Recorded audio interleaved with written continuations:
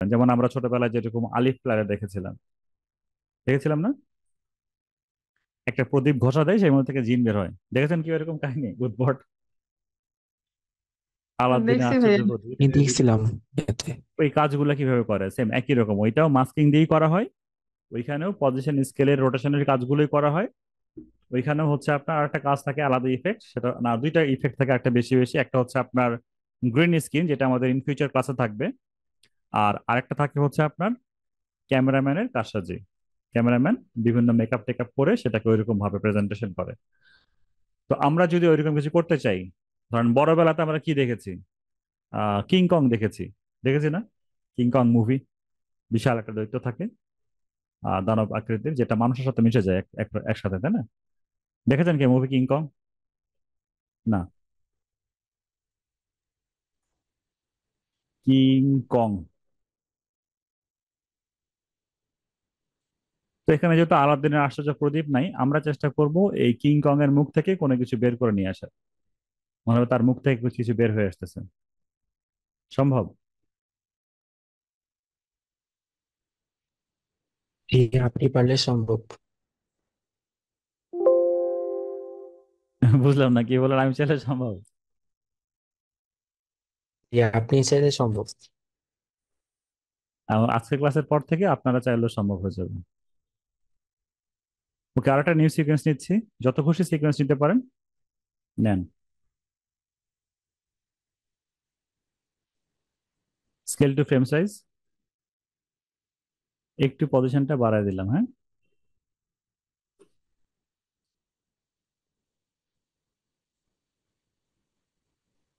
আচ্ছা, প্রথমে যে কাজটা করেছিলাম সেটাই করি, তারপরটা পরে করছি। ধরেন এটা একটু সাইজটা হয়ে গেছে, আর একটু বেশি জুম হয়ে গেছে আর কি। আর একটু জুম আউট ছাড়া ছবি নেই, যেটাকে একটু জুম আউট ছাড়া হবে। যেমন এটা ছবি নিতে পারলে ভালো হতো, আমরাও এরকম লেখা লিখতাম। হ্যাঁ, এইটাতে মোটামুটি হবে।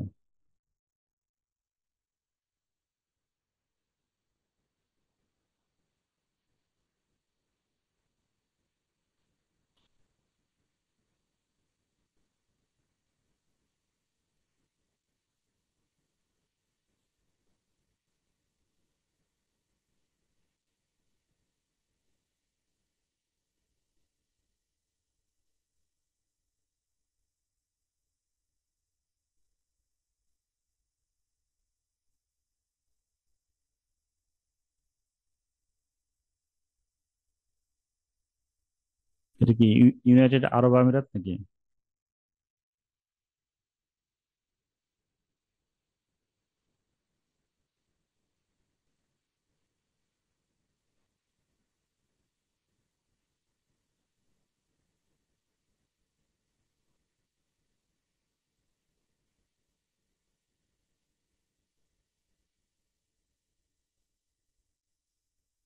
উইন্ডোজ 7 বা উইন্ডোজ 10 না 8 ছিল, কোনটা গেছিল আগে? উইন্ডোজ 7 সব থেকে বেশি জনপ্রিয় ছিল, উইন্ডোজ 7, তাই না? সেখানে রোটেশন একটা অপশন ছিল, এটা রোটেট করা যেত খুব সহজে, ফ্লিপ করা যেত আসলে।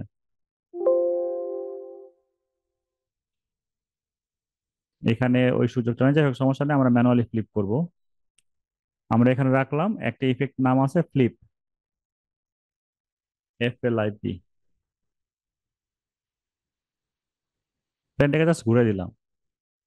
আমি চাই এই প্লেনটা এই ডান দিক থেকে বাম দিকে যাবে। সম্ভব না? স্কেল করে নিলাম। পজিশন ফ্রেমের বাইরে থাকবে, এখানে আসবে, চলে যাবে এইদিকে।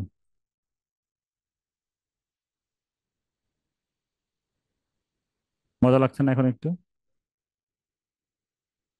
প্লেনটাকে আরেকটু উপরে উঠাই, উপরের দিকে যাক। তাহলে জি, উপরের দিকে যাক মানে বুঝতে সে পারছি শুরু, কিন্তু। হ্যাঁ শুরু থেকে একটু তাকে এই পজিশনটা উপরে তুলে দিলাম। আর শেষে কি ফ্রেমে আসবো, ওখানে এসে একটু উপরে উঠে দিই।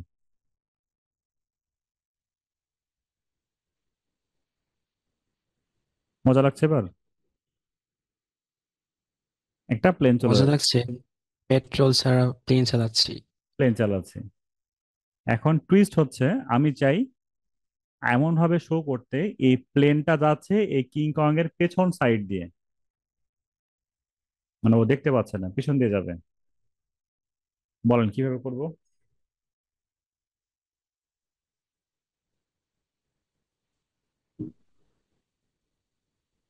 পারবো না করতে।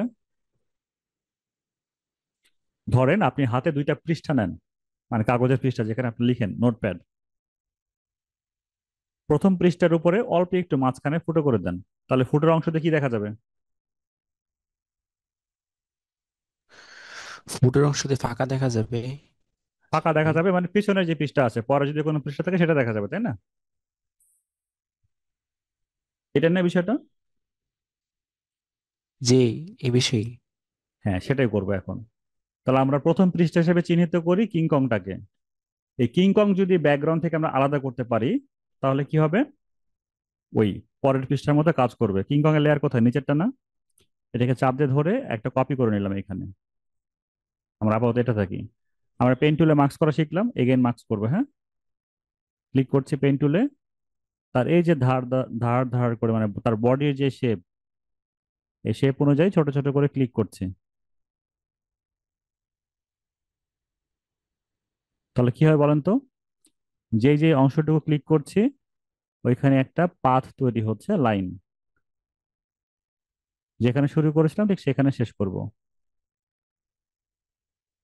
হয়ে গেল না মার্কস? আর পেছনের অংশটুকু বাদ পড়ে গেল, মানে ওই যে খাতার ওই ফুটো অংশের মতো। এখন এই পাশ দিয়ে যদি কেউ যায়, তা দেখা যাবে না তাকে? কোনটা দেখা যাবে? উপরে এ থাকবে, পেছন দিয়ে যা যাবে তাকে দেখা যাবে, কারণ এটা তো ফাঁকা এরিয়া, তাই না? ব্ল্যাক অংশ মানে ওই জায়গাটাতে ফাঁকা। বুঝতে পেরেছেন? জি। এটাকেই রাখবো উপরে। তাহলে এবার কি হবে? আঁখোকা ধোকা, মনে হবে প্লেনটা পিছন দিয়ে যাচ্ছে। আসলে কি প্লেন পিছন দিয়ে যাচ্ছে?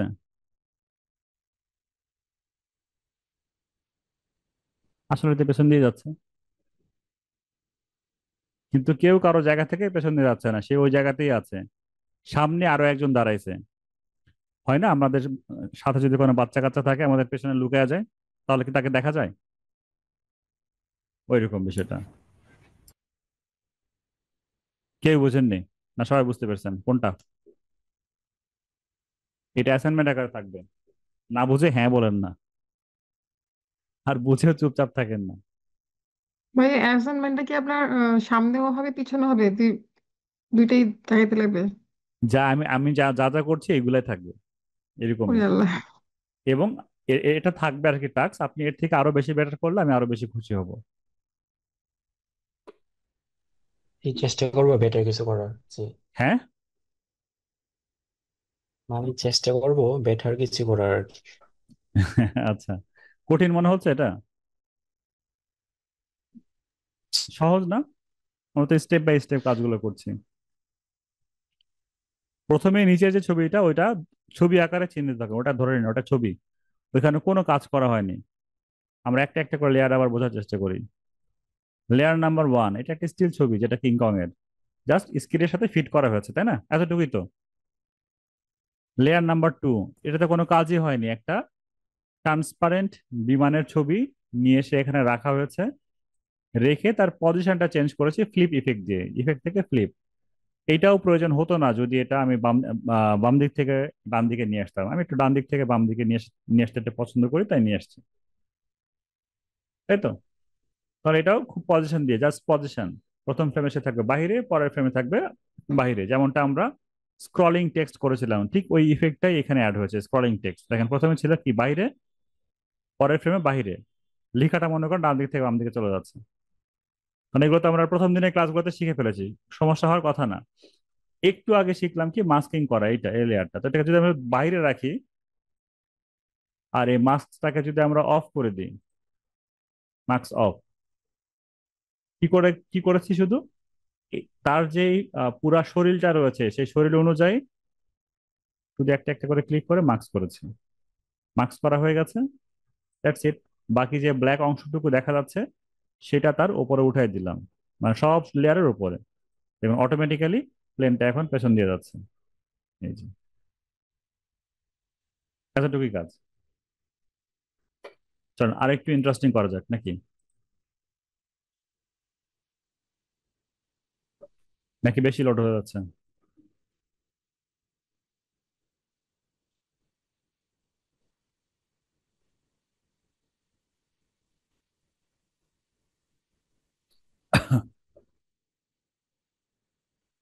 এটা করে শেষ করে দিবেন। আমাদের আরো কিছু কাজ ছিল। মোহাম্মদের আর কি কি ছিল?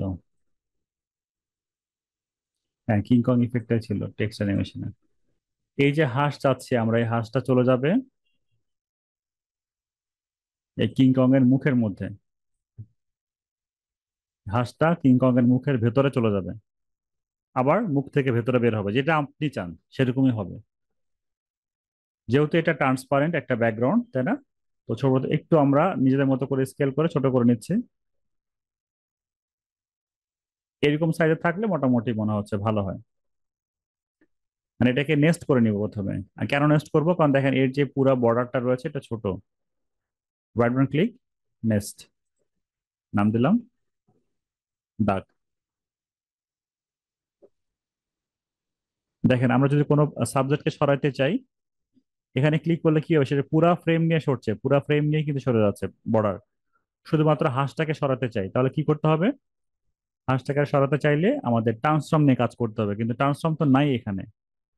তাহলে ট্রান্সফর্ম ইফেক্ট কল করে নিব। ট্রান্সফর্ম,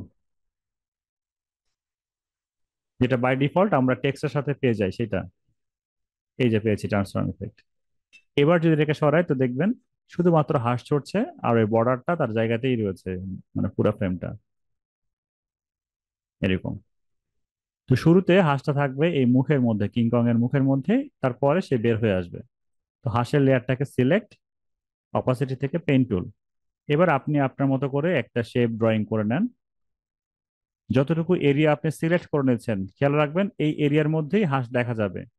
ওই এরিয়ার বাইরে যদি চলে যায় তাহলে হাঁসকে আর দেখা যাবে না। ম্যাজিক। তো পেন টুল আমার সিলেক্ট হয়ে গেল।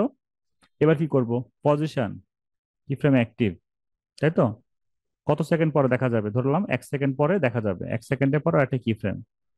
প্রথমে এসে আস্তে আস্তে করে এই মার্কসের লেয়ারটা মাথার মধ্যে রেখে দেন যে এই লেভেল পর্যন্ত মার্কস হয়েছে। আর আমরা পজিশনটাকে আস্তে করে কি করব? দেখেন কাটা পড়ে যাচ্ছে না নিচের দিকে? কাটা পড়ে যাচ্ছে মানে কি ভেতরে ঢুকে যাচ্ছে মনে হবে। আরেকটু উপরের দিকে দিলাম, আর একটু বাইরের দিকে দিলাম। এবার যদি বাইরে ক্লিক করি, দেখেন মুখ থেকে বেরিয়ে আসবে হাঁস। যেমন আলাদিনের আশ্চর্য প্রদীপ বেরোতো, এরকম ভাবে বেরোতো না প্রদীপ, জিন? এখানে স্টিল হাঁস নড়াচড়া করছে না। সেটা নড়াচড়া করা যাবে যদি আমাদের ট্রান্সপারেন্ট কোনো ভিডিও থাকে। আর ট্রান্সপারেন্ট ভিডিও তৈরি করতে আমাদের কি লাগে? গ্রিন স্ক্রিন লাগে, যেটা আমরা সামনের ক্লাসে শিখবো ইনশাল্লাহ। তার দুজনে দাঁড়ায় আছে চুপচাপ, মুখ থেকে হাঁস বেরোচ্ছে, ওদিকে প্লেন তার পেছন দিয়ে চলে যাচ্ছে।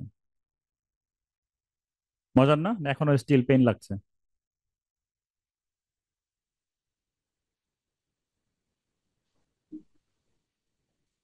এইটা যদি শিখতে পারেন অনেক কিছু আপনার কাছে সহজ হয়ে যাবে। মাস্কিং, যদি আপনি মাস্কিং শিখেন, পজিশন শিখেন, স্কেল শিখেন, হ্যাঁ, আর রোটেশনটা শিখেন, তাহলে ভিডিও এডিটিং এর 60 থেকে 70% কাজ আপনি শিখেই গেলেন।